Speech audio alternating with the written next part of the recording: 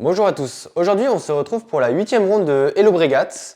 Je joue Van der Hagen Loïc, un jeune néerlandais qui est actuellement 2200, mais virtuellement quasiment 2400. Il est 2385. Il gagne 185 points en un mois et demi.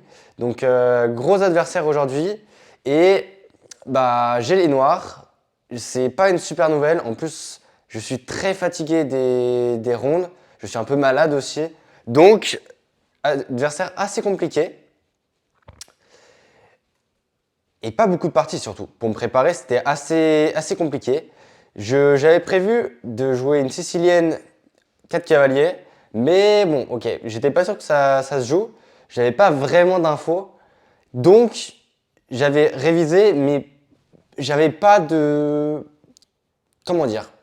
Je savais pas quelle ligne réviser. Donc E4, C5, cavalier F3, E6, D4, puis on prend cavalier F6. Et donc ici, c'est tout ce que j'avais prévu. Bon, bien sûr, j'avais révisé mes lignes le matin, mais c'est assez dur de cibler quelle ligne jouer et réviser quand on n'a aucune info de l'adversaire. Et ici, il me joue K et B D5. Donc, alors, c'était la ligne que je voulais pas du tout qu'il me joue. Pas forcément parce qu'elle est dangereuse, mais plus parce que la ligne que je joue habituellement donne une position nulle. C'est fou B4, normalement, le coup que je joue. A3, pour menacer le fou. Fou prend, KF prend. Et ici, on a donné la perte fou, donc il faut jouer très actif et jouer au centre, dynamique au centre. D5, pour prendre le centre. Donc là, je vous montre juste la grande ligne. Jusqu'ici, tout est à peu près forcé. Fou D3, meilleur coup. Fou E2 serait un peu moins bon car il taperait sur moins de cases et sur le roi. On verra par la suite l'utilité du coup fou D3. Petit roc. Fou G5 développe le fou de case blanche. Ici, cavalier E2 existe, mais je jouerai juste tour 8 et je serai assez bien. F3 grande ligne, fou H5, fou G5. Et ici, le magnifique coup dame échec, roi H1. Tout ça est à peu près forcé, évidemment. Cavalier là, cavalier prend, pion prend, fou prend, dame prend. Et ici, cette position, c'est la fin de la théorie. Enfin, non, c'est pas la fin de la théorie, mais c'est la position après la séquence de coups forcés. Ici, on voit qu'il a deux fous cases blanches. La position est nulle sur un jeu parfait des noirs que je connais globalement. Je dis pas qu'on peut pas m'avoir dessus, mais je connais très bien. Plein de coups existent, mais non, ça tient. Mais ici, c'est difficile de viser plus que le gain parce que le roi est assez excentré. Donc, je ne voulais pas jouer ça. Donc, je joue fou C5, une ligne que j'avais pas trop révisée. J'avais révisé la ligne il y a 2 jours, mais bon, je connaissais pas très bien. Quai D6 échec, roi E7, fou F4, protège le cavalier. Ici, je dois chasser le fou pour menacer de prendre le cavalier. Tout ça est théorique. Cavalier F5 échec, roi F8 et fou G5. Il cloue. Ici, mon roi est déroqué et il faudra que je le replace très vite, notamment en faisant G6, roi G7. Bien sûr, pas avec cette position parce que sur G6, il y aurait juste fou échec, mais en jouant d'abord avec H6. D6, fou C4, développe son fou. H6 pour chasser le fou. Sauf que ici, la ligne où je me suis trompé dans mon répertoire, c'était fou E6. Mais bon, ça arrive. Et puis, fou E6, meilleur coup. C'est comme ça. L'idée est que sur fou prend, pion prend, et ici on a un centre très solide de pion. On va juste faire roi F7, tour F8 et roquet à la main avec roi G8. Et tout irait bien. Mais je fais H6, donc imprécision. Fou prend, dame prend. Cavalier D5 menace la dame. Et je rapatrie ma dame parce que par exemple dame G6 serait. Enfin, j'aimais pas trop parce que mon idée était de jouer avec G6, roi G7, suivi de F5. Alors, petit roc, G6, il rapatrie son cavalier en E3 bien sûr pour rebondir sur la case D5, roi G7, C3 et A6. En effet, ici il menace de jouer B4 et B5 directement sur un coup comme tour F8 par exemple pour pouvoir pousser F5, B4, fou B6 et même, ok, il peut jouer A4 et prendre l'espace, même peut-être Ok, B5 serait pas hyper fort ici avec cavalier A5, mais l'idée serait de jouer A4, A5 avec tempo suivi de B5. A6, B4, je rapatrie mon fou en A7, important, pour pas donner la paire de fou. A4 et fou E6. Ah oui, aussi, notamment, le coup A6 permet de ne pas donner la paire de fou, car ça crée une case au fou pour aller en A7. Fou A7, A4, fou E6. Ici, il me veut menacer B5. À noter que B5, pion prend, le coup important serait cavalier A5 pour ne pas se prendre des B6 intermédiaires. Et il joue tour B1 pour préparer B5, B6. En effet, si je joue un coup lambda, par exemple tour F8, ici il y aurait le fort coup B5, cavalier A5 par exemple, et B6 qui enferme le fou en B8. Et ici je jouerais juste avec une pièce de moins, voire deux pièces de moins, comme la tour A8 ne pourra pas sortir. A5. A5, l'idée est de stabiliser les cases, de fixer ma structure de pion et donner la case B6 pour le cavalier dans un futur proche. Tour C8, j'active ma tour. Dame D3 protège. En effet, le fou peut être assez exposé avec la tour, le vis-à-vis. Et ici, je joue cavalier B8. En effet, si je fais rien, il va juste doubler sur la colonne. Et si je fais rien, je serai juste très mal. Il va gagner pion D6, bouger le cavalier, peut-être jouer avec du F4, du roi H1, F4. Enfin, ça va pas.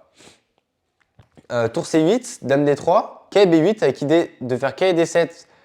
Le pion n'est pas vraiment en prise ici parce que le cavalier ne peut pas bouger sur de bonnes cases. Fou B3.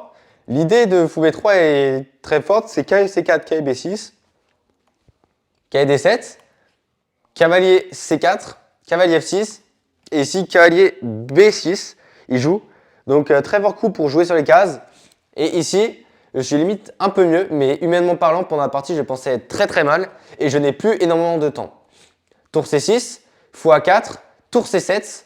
Je voulais provoquer le coup fou A4 pour enlever le fou de cette diagonale, mais plus précis aurait été de jouer tour C7. Et pour quelques petites nuances, cavalier prend ne marche pas, parce qu'il y aurait juste fou prend B3, tour prend B3, cavalier prend E4 avec le clouage. Donc ici, cavalier prend, fou prend, tour prend tour C6. Ici, je provoque ce coup. Fou A4 qui n'est pas très bon et il me joue tour D1. Ici, cavalier prend D6 aurait été un très bon coup de sa part, mais j'avais prévu cavalier prend, dame prend et tour DB1. Tour DB1.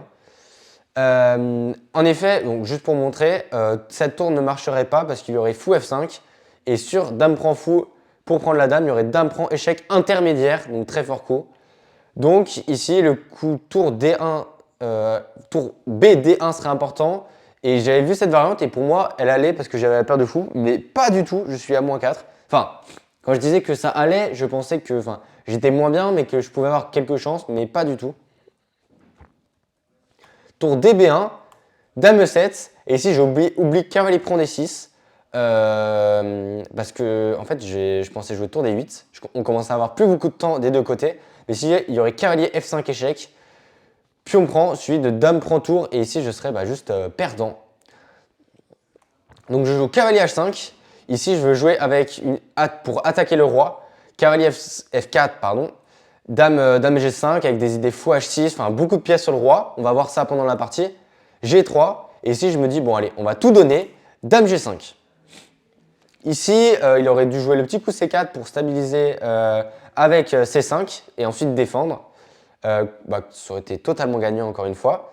Mais ici, je joue le magnifique coup cavalier E5 qui n'est pas très bon malheureusement pour lui. Suivi de tour prend, fou prend. Et ici, j'ai beaucoup de contre-jeux. Dame D2. Et ici, comment dire. Si j'ai joué fou H3, meilleur coup de l'ordinateur. Le meilleur coup proposé. Mais je pense d'un point de vue pratique, il aurait été intéressant de jouer tour prend C3.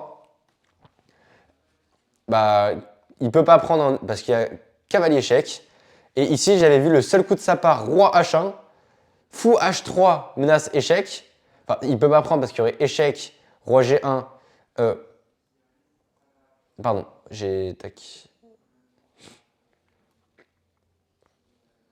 Ici, il y aurait fou H3. Du coup, pardon, je me suis perdu. Oui, tour prend, pardon, voilà.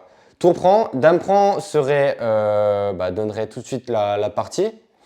Et sur roi H1, fou H3, dame prend C3, il y aurait juste fou G2, roi G1, suivi de cavalier E2. Et bon, ok, je suis moins bien, mais ici, j'ai quelques compensations et il doit trouver le seul coup tour D7 pour garder un avantage, donc que je n'avais pas pendant la partie. Mais pendant la partie, j'ai vu qu'ici, il avait le coup tour G1 qui était très fort. J'avais loupé le magnifique coup cavalier D3 pour menacer mat, il ne peut pas prendre la tour. Je menace aussi la dame prend. Et ici, ça commence à être la catastrophe pour lui. Mais j'avais juste pas vu cavalier D3, trop difficile pour moi. Mais bon, d'un point de vue pratique, j'aurais dû jouer tour prend C6, tempo. Et je joue fou H3. Ici, il a des coups assez simples malheureusement. Tour F1, fou G4. J'hésitais avec le coup dame H5. Mais ici, le seul coup qui tienne selon moi pendant la partie, c'était tour E3. Pourquoi? Parce que je menace dame F3, dame G2 mat. Il ne peut pas prendre évidemment dame échec, dame mat.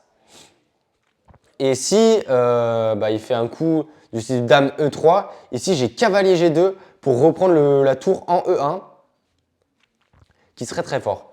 Mais j'avais vu tour E3 et le problème avec tour E3, c'est que je ne peux plus rien faire. Fou G4, juste, il bouge la tour, par exemple en A1. Et ici, j'ai plus d'attaque. Ça commence à être assez dur pour moi. Donc, fou G4, pion prend, et j'oublie dame là. Fou échec ne marcherait pas juste après roi H1. Et ici, je n'ai plus de jeu. Donc, je joue dame H5 et le magnifique coup dame échec, roi H7, dame prend.